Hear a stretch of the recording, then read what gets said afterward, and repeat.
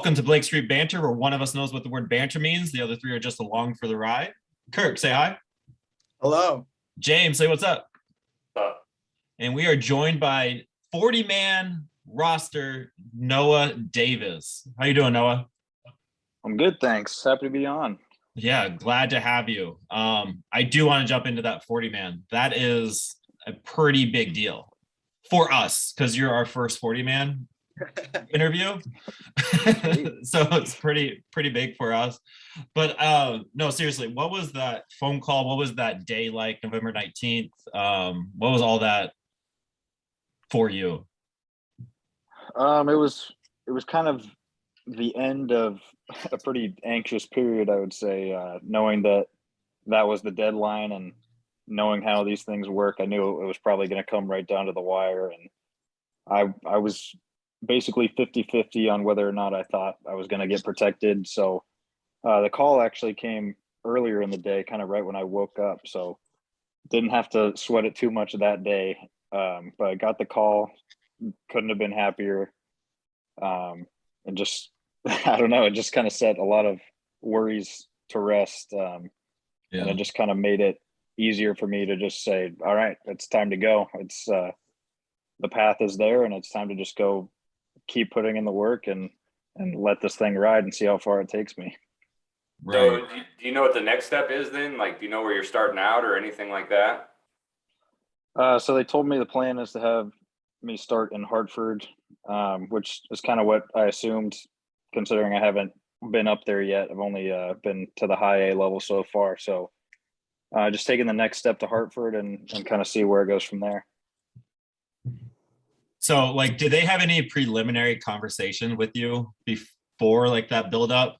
Like, hey, we're looking at you for the 40-man, or was it just kind of one of those gut things for you? It was kind of just a gut thing. I had talked to my agent a little bit, but it was all really speculation. Nobody really could give me much insight other than kind of weighing the stats and stuff and looking at the situation.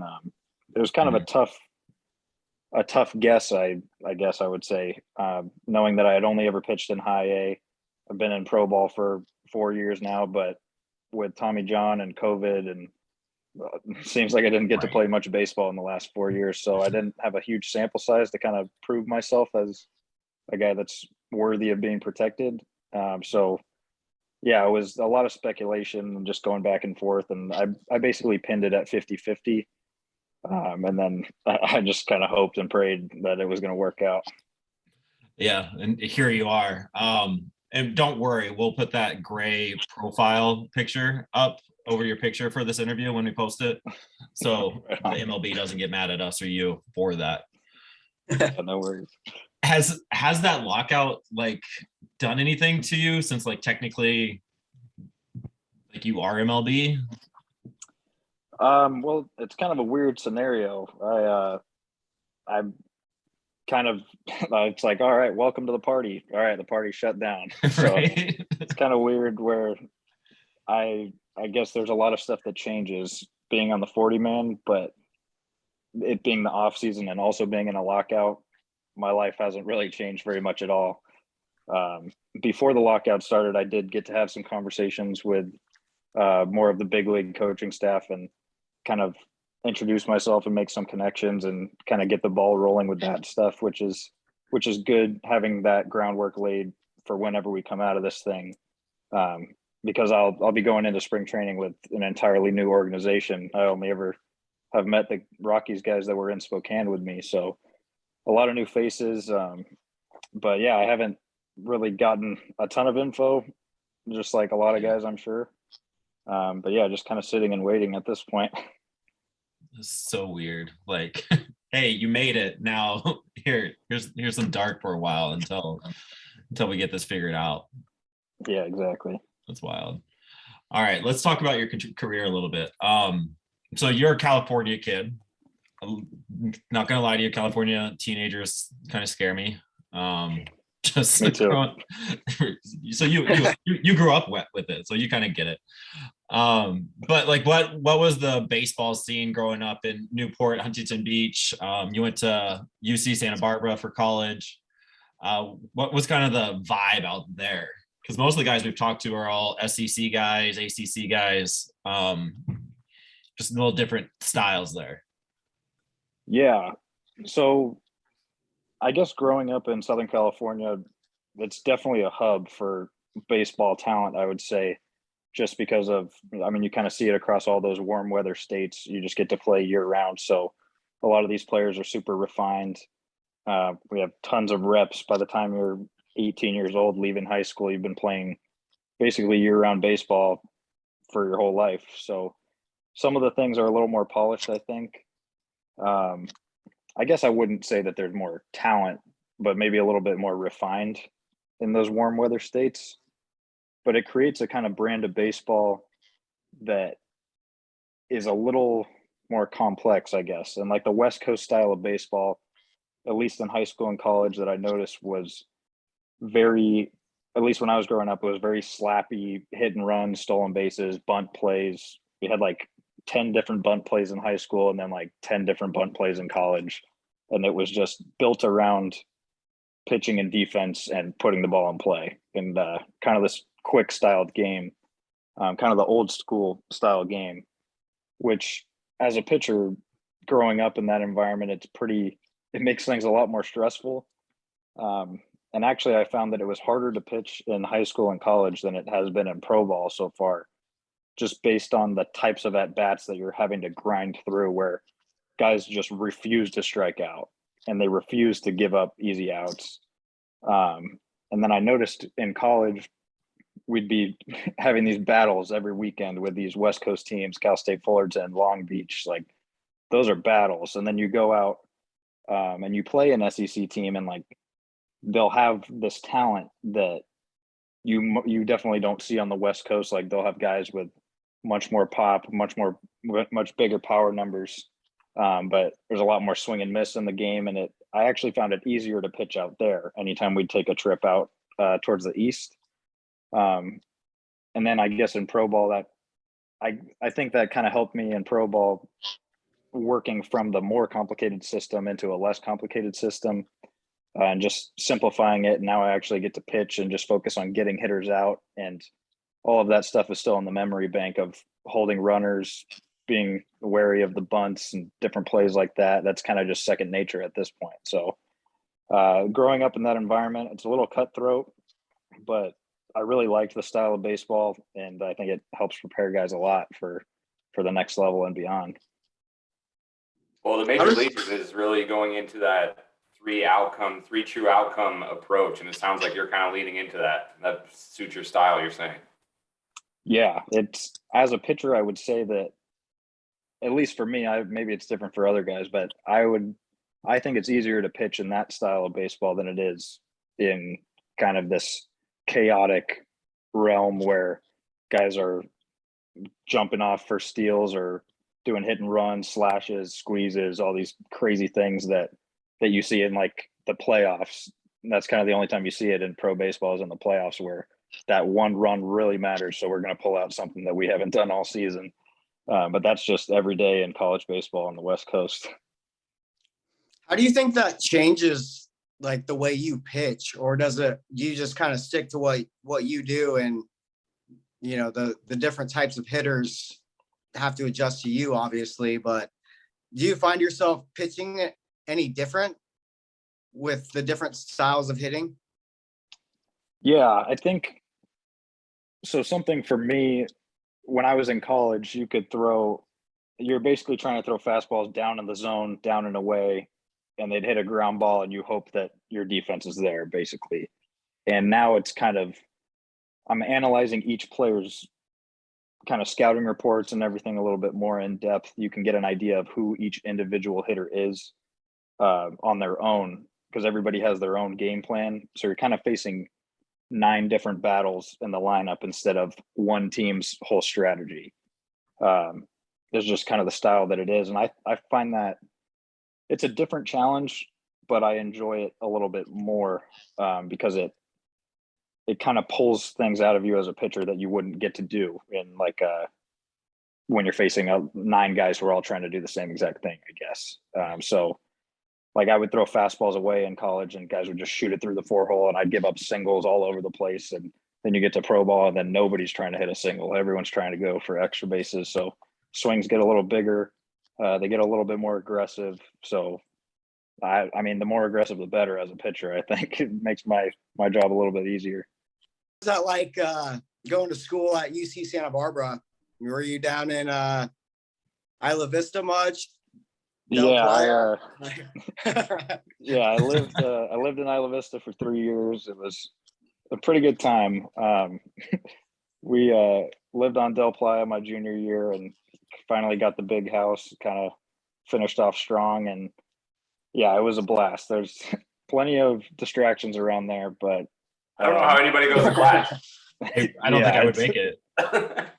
Yeah, that's a battle every day, just trying to be able to show up and get your work done. Because I mean, you ride your bike down the street and you're passing through guys playing beer die or hanging out in their front yards, whatever, and you're like, I'm really going to class right now. but yeah, it definitely was a challenge. But I think all of those distractions and kind of learning the discipline to know when it's time to have fun and when it's time to do work, it's all part of the maturation process. And you see a lot of guys don't make it out of that process, and the ones that do kind of have a pretty good understanding of what to do, when to do it, and stuff like that, I feel like. Yeah, going back to the California teenager scare me. That would just add to the stress level.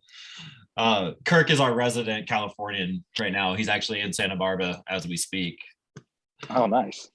Yeah, I've lived here about 7 years. So you're probably going to UC Santa Barbara right when I moved out here. Yeah, I was there from 2016 to 2018. Well, I guess I got there in 2015. If you ever meet Ryan Spielborgs, make sure you mention that to him because he'll automatically love you. So yeah, I know we follow each other on Twitter. I don't think I've ever met him in person, but yeah, I'm looking forward to meeting him. I see his tweets and stuff. He seems like a really cool guy. A lot of personality. Yeah. Yeah, he's a homer for Santa Barbara for sure. That'll hit it off right there. So you had your college career. So you made the CWS in 2016. What was that like? Love asking that question to everybody. Yeah, I mean that was pretty crazy, and I think the way that we got there is even crazier. But we can get into that after. But yeah, just kind of stepping out onto the field. Thank God for me, I didn't have to pitch the first game out there. I got to watch Shane Bieber do his thing and then wait a couple days and do mine. So I was able to kind of be out there for the opening game, and we had a flyover, and I'm standing there on the line with my hat, and the flyover came, and I didn't know it was coming, and I've never felt anything like that in my entire life. Like it almost just shook me to my core. But if I were warming up in the bullpen when that happened, I think I would have freaked out and then had to go try and get some of the best teams in college baseball out. I don't know how that would have worked out, but that's hilarious because sorry for interrupting, but we just talked to Carl Kaufman. He was Michigan CWS 2019, and he said the same exact thing about the flyover. But he had to pitch that first game. He was the first game of the entire series, World Series, and he had to get out on the mound after that flyover. It's just really funny that you had him have that same exact moment. Oh yeah, that was like I'll never forget that flyover and how I felt when it was all going on. It was like just a moment of realization where it's like, wow, we're here. And 3 weeks ago we were trickling into the playoffs, like not a very good college, and then all of a sudden we're here and we're playing on ESPN, and we get like 200 fans at home in Santa Barbara, and now there's 20,000 people here. Pretty crazy. Yeah, that's a little bit different game style. Did the beach balls and the outfield, left field sucks, right field sucks get your attention at all? I don't know. I kind of like just tried to block everything out. Like you mean while I was pitching or like out there? Yeah. So I don't know. I think I just tried to focus on the task at hand. I was pitching through a foot injury. So I wasn't feeling great and just was thinking, how am I going to get this done? And so I think I just kind of retracted back into let me just try and throw the ball over the plate, and just playing catch with the catcher in the outfield and trying to block everything out, but at the same time taking a second to enjoy it. So when I went out there, and we were the home team, so I was out there to start the game. Once I threw my warm-up pitches and kind of got the ball back and looked up and just took a breath and looked around, and I just kind of took a second to appreciate it for myself, and just realizing what it was and how I may never have another opportunity like that again. I mean, unless I think the only thing that could be comparable is pitching in the Major League World Series, as far as the stakes and kind of feeling like I can look back on what it took to get there, and all my friends being there, and the journey that we went on together, and just kind of taking a step back and looking. I don't know if I'll ever get that again. Hopefully I do, with the Rockies in the World Series. Yeah, we hope so too. We hope so too. No, that's cool. Yeah, because you were successful. You had a W against Miami, I saw, from a personal standpoint. So that's gotta be something. That's really cool. Did you keep it like a ball or a jersey or anything from it? Oh, I've got my jersey, I've got my glove, and then I'm sure I've got a baseball from there. But I kept pretty much everything that I wore on the field that day. And yeah, I got to get that jersey in like a frame or something. But I have the World Series patch on it, and my parents were out there and they bought a ton of memorabilia and stuff from like the little shops and everything around the city, because like the whole city shuts down and it's basically a street fair. So there's plenty of merch and stuff to buy. So I was actually just looking yesterday, back in my room at my parents' house, and saw like a big poster with like the bracket and big UCSB logo and stuff on it. And I remember thinking, can't believe they're selling UCSB merch in Omaha. That's unbelievable. Yeah. It's awesome. We're all from Nebraska, so we went to Omaha, I think, every single year for the CWS from like the time we were 8 years old to when we moved away. And I'm trying to think back. I was not there for the 2016. I think I was out of there before then. Were either one of you guys there? I remember one summer, I had that apartment right across the street from TD Ameritrade. And that part of Omaha, when the College World Series isn't going on, there's nobody there. Like the bars, nobody's in the bars, there's nothing. But then the World Series happens, and like you said, it's a street fair. And that whole week, I mean, I still have to work 8 to 5. I got a huge party going on all night, every night in the building, all over. So it was a mess, but it was fun. I don't remember what year that was. You came and stayed with me once, but I don't remember. Yeah. I had to come back and get stuff from Omaha. I don't know. Was that 5 years ago? It might have been the 2016. We might have been like 100 feet away from you, Noah. That's why. I remember Coastal Carolina was in it. I think it was the year they won it or played in the championship. Yeah, they won it that year in 2016. Okay, yeah, that would have been it then. We were all just in the same vicinity. That's crazy. Yeah, because I was there for that time. That's crazy. That's cool. All right. So your major league career. So you got drafted in the 11th round, 2018 by the Reds, and all you've known is the Reds since then. You had Tommy John before or after you were drafted? I had Tommy John about 2 months before the draft. Okay. So like 3 weeks into my college season of my junior year. And so like, how did that affect the process for you? Like people were interested, teams were interested, and they sat back a little bit because of it, or?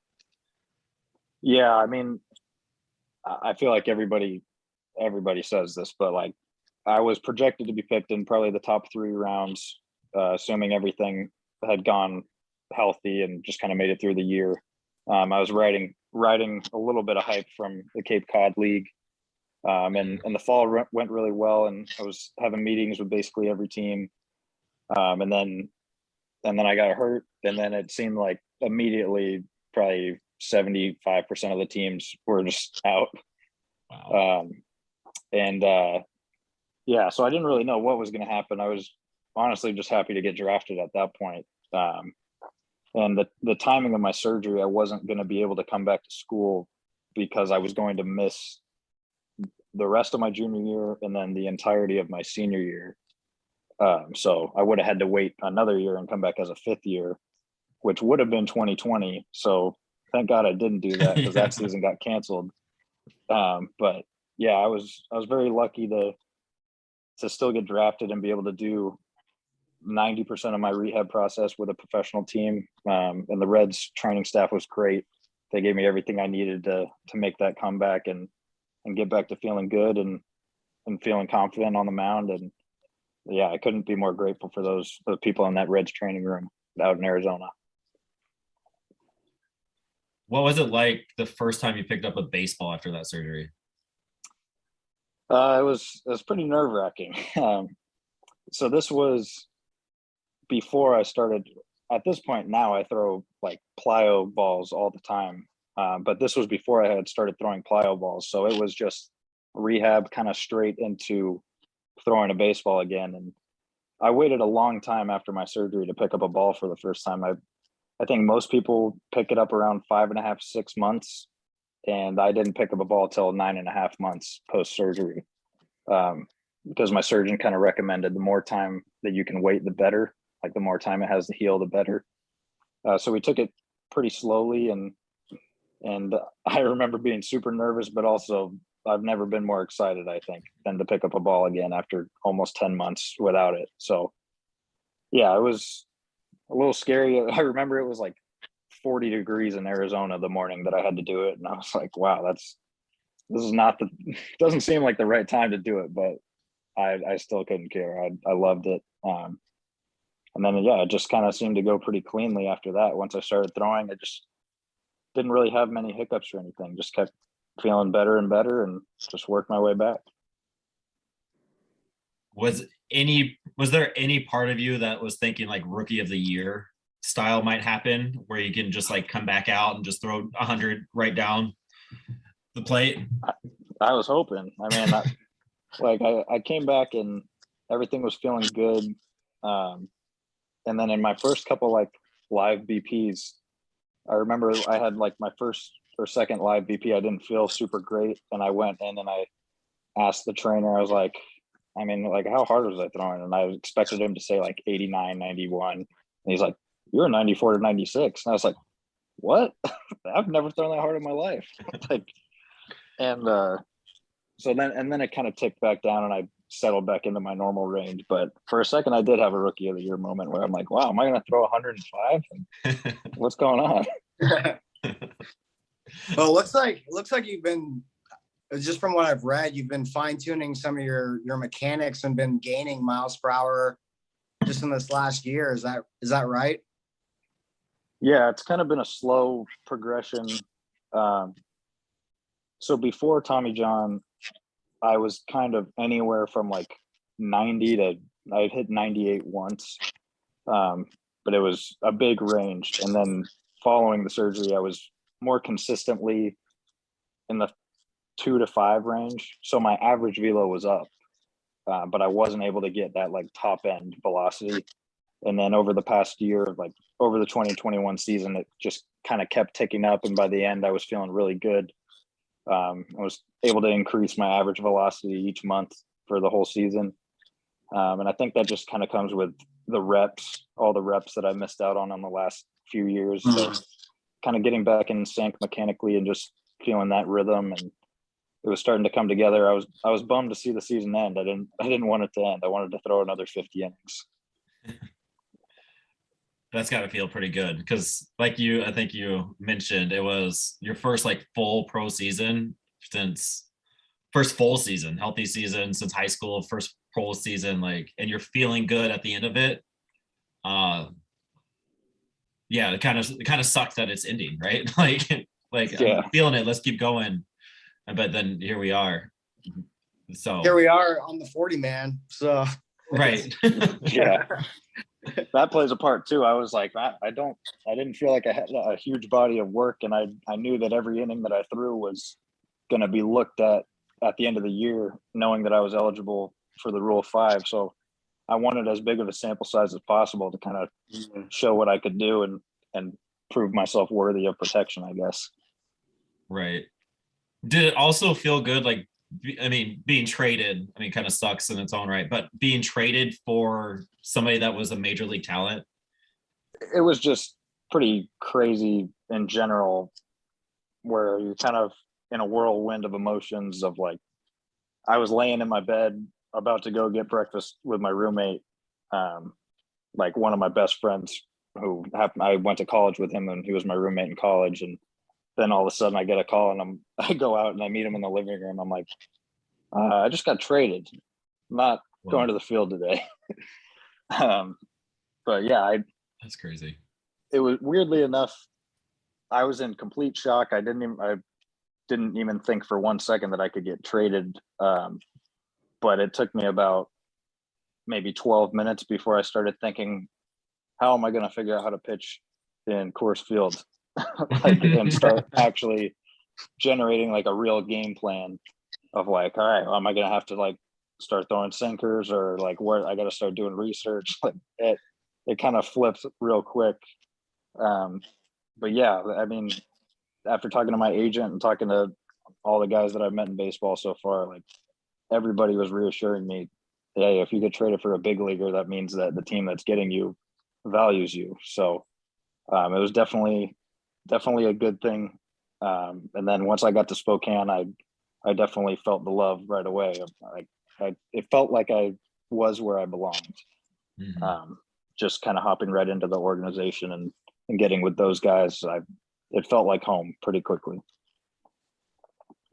Yeah, everybody we've talked to has had great things to say about the minor leagues with the Rockies organization. Like, everybody seems to love playing for them, and you guys seem to get treated pretty well in the minor leagues compared to other organizations. Did you notice anything specific with that stuff? Like, did they give you a little bit more freedom in Spokane, or is it kind of the same?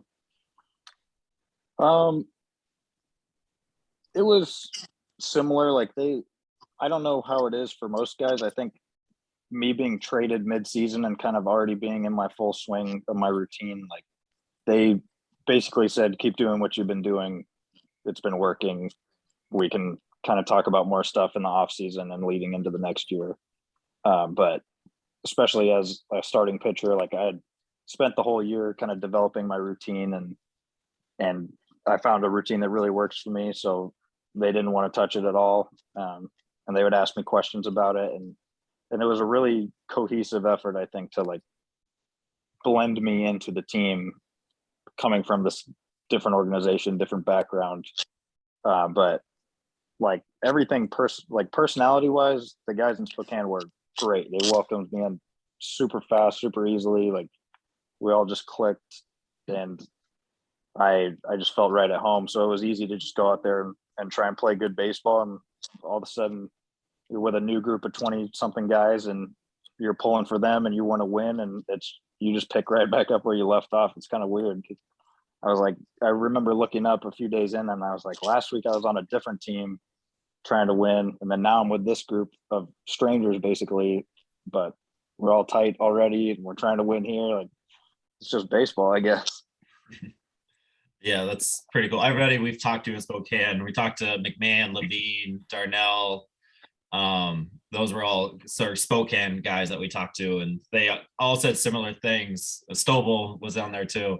And I thinking about like just playing baseball games, right? I think that was a big part of how you guys made your run at the end of the season to make the playoff series, and that streak that you guys had in August, September was incredible. And just that clicking has to have something to do with it. Yeah, definitely. I don't think I've ever been on a team that was hotter than that Spokane team for the last 6 weeks of the season leading into the playoffs. I mean, we didn't have one hole in our lineup. Like we were plugging in guys. There's the best defense I've ever played with by far. So that just makes pitching so much easier. It just kind of allowed me to fill up the zone and just let the defense work. And then you're just having good conversations with guys like pregame, hanging out at the field. Like we're picking each other's brains, trying to figure out what to do. And it just seemed to click. Like I don't know. It's just kind of that magic. You try and capture it in a bottle and hope it stays there forever. Right. Yeah.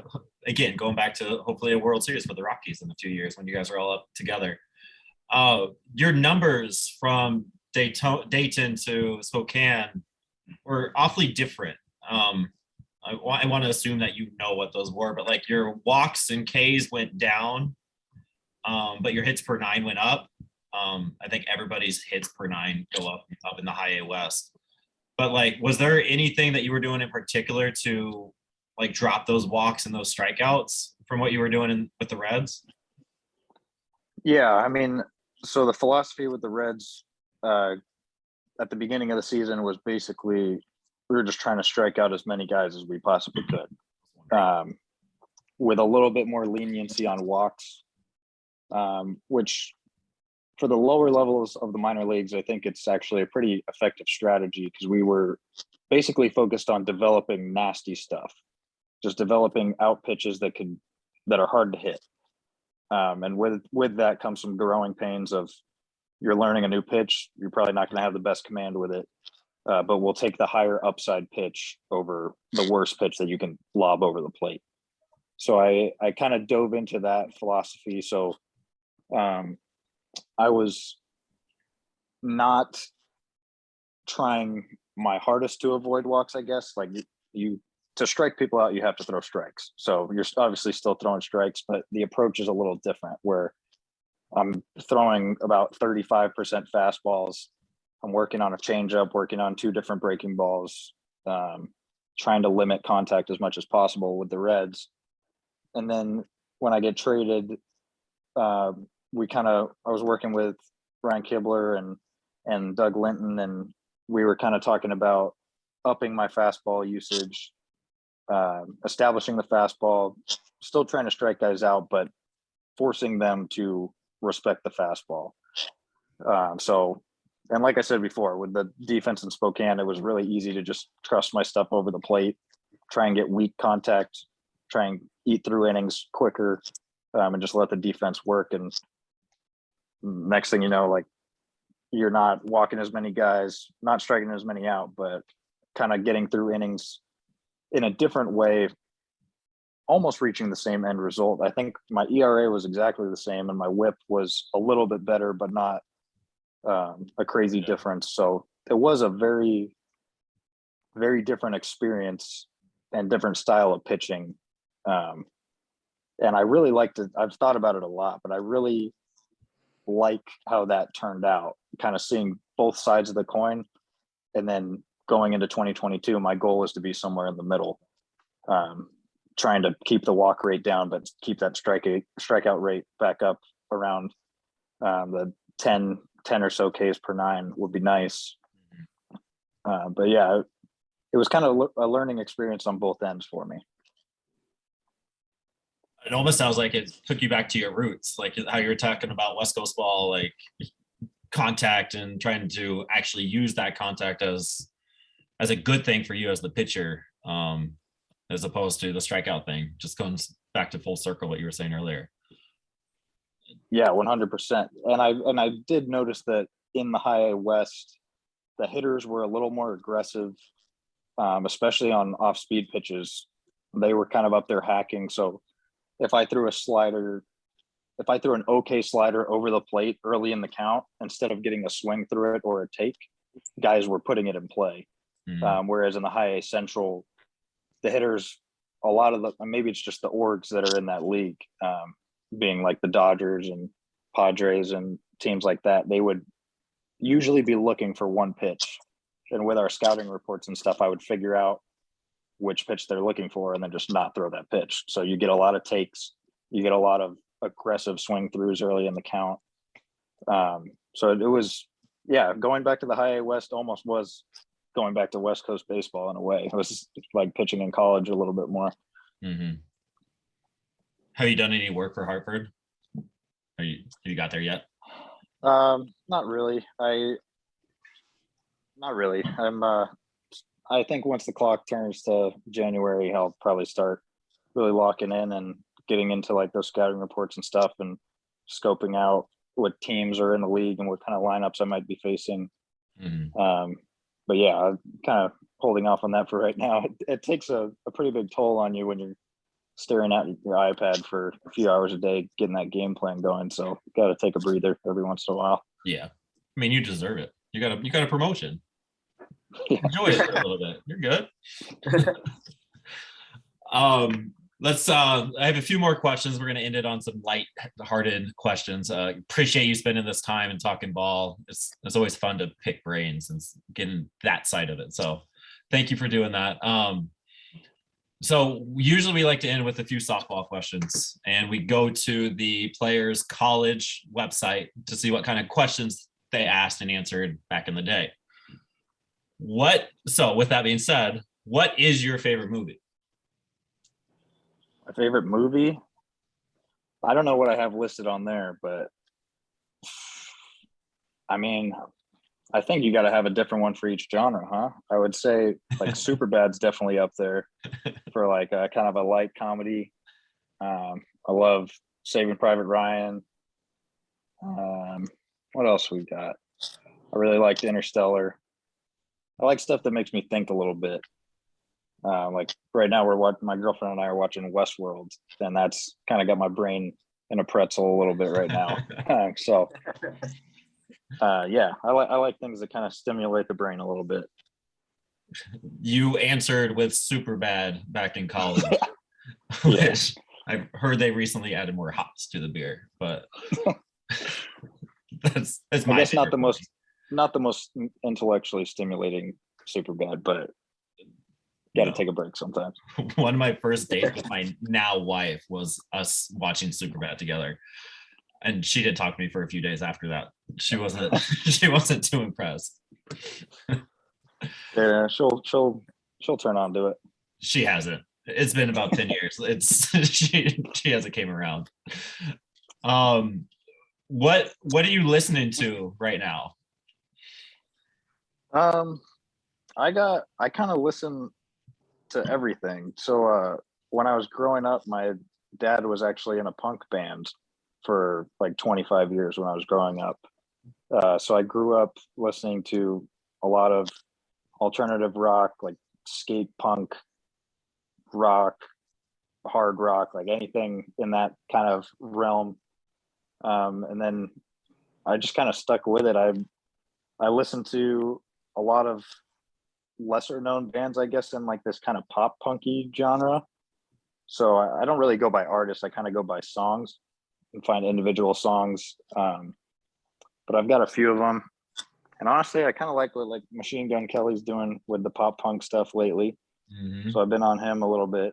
And then I usually just go to his radio on Spotify and find some gems in there on that playlist. Yeah, that plays. I mean, I think I know me and James, not Kirk so much, are big on the pop punk stuff too. That MGK album was really good. MGK does go good. Yeah. Him and Modson. I like Modson right now too. Yeah, Modson's really good. It's fun.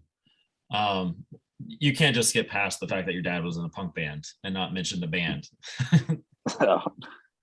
Okay, yeah. I mean, his band was called Guttermouth. It's I've actually heard of it's a little raunchy. Yeah, when you kind of do a little bit of a deep dive, it can get a little raunchy. But yeah, it was an interesting experience growing up. I don't have a ton of memories from it. I was about 7 when he finally left the band. And you would never be able to tell anymore that he was ever in a punk band. But growing up, my last memory was like at the Van skate park in the Irvine, I think it's the Block, or maybe it was the Block in Orange or something like that. But like being at the skate park and he was playing like on the ramp at the skate park. And I think I was hanging out with my mom and I was about 7. But yeah, he'll pull out some pretty crazy stories every now and again. And I'm like, I kind of double take. I'm like, oh yeah, I forgot. You just have this crazy history. Whole different lifestyle, I'm sure. That's wild. That's fun. Yeah. And then our last question, we'll end it with this. You have changed a little bit since your college picture. I don't know if you've gone back and seen the UC Santa Barbara picture that's up there. I had to double check the birth date to make sure it was actually you. Like it's you've evolved also, to say the least. Yeah, definitely. It was wild. I think the hair was more of like a COVID thing. Just I wasn't seeing people, didn't cut it for a while, and then it got a little longer, and I had never been a long hair guy, and I was like, oh, it's got some life to it. I don't know, I just kind of left it, and I end up looking a little scraggly every now and again. But I think I'll probably have it cut for spring training, back to something resembling those Santa Barbara pictures. I'm gonna say It's another weapon. there you go. It looks good. It looks good. What is your number one like baseball memory that from a personal standpoint, from Little League to where you are now? I would have to say, I mean, that the flyover at the World Series is one of them. But if I'm going to go with something else, it would have to be winning our CIF championship my senior year of high school. So we had worked for the last, I mean, I was on varsity for 3 years, and each of my sophomore and junior year, we lost in the quarterfinals each year. And then my junior year, we had like a stacked team where the next year we weren't supposed to be that good in my senior year. And then something clicked, and we all of a sudden had all these super talented players, and everyone was kind of coming into their own. And we made it all the way to the finals, and I got to pitch that game, and I pitched basically the game of my life, and we won 3-1. And I got the strikeout for the last out, and I had my catcher who'd been catching me since Little League was out running to the mound, like, and then guys I played with for the past 10 years we're all dogpiling and celebrating, and it was just pretty crazy. It was the perfect way to cap off 4 years of being a part of a program I really enjoyed, and I'm still a pretty big part of it today. I would think I'm over at the field at Huntington Beach High School every day, hanging out at practice, talking to the kids. Last year I actually coached the JV team. I was the pitching coach for the JV team. That's awesome. Until I had to leave for spring training. So still really close with those guys. They have all the same coaches that I had when I was there growing up. And yeah, I just, that day in 2015 just was one of the best days of my life to this point, honestly. That gave me chills just hearing that story, imagining like what you felt that day, especially throwing a complete game. Yeah, it was wild. Like I don't know, I just felt it was one of those like dreamlike experiences, kind of similar to how pitching in the College World Series was, where you're just kind of going through and you're like, this is going really well. And you're not even really cognizant of what's going on. It's just like happening. And you just kind of look up and you're like, I'm just very lucky to be here doing this. This is pretty sweet. Yeah. I love that. That's awesome. That's cool. Noah, thank you once again for spending your evening with us. I appreciate it, and hopefully this lockout doesn't stop you from playing, and hopefully see you in purple soon, but we're definitely rooting for you on the way up there. I appreciate it. This was a lot of fun. Yeah, it was fun for us too. Yeah, man. Thank you. Thanks, Noah. Yeah, thank you guys. Appreciate it, man. Thank you for tuning in. Find more content at BlakeStreetBanter.com.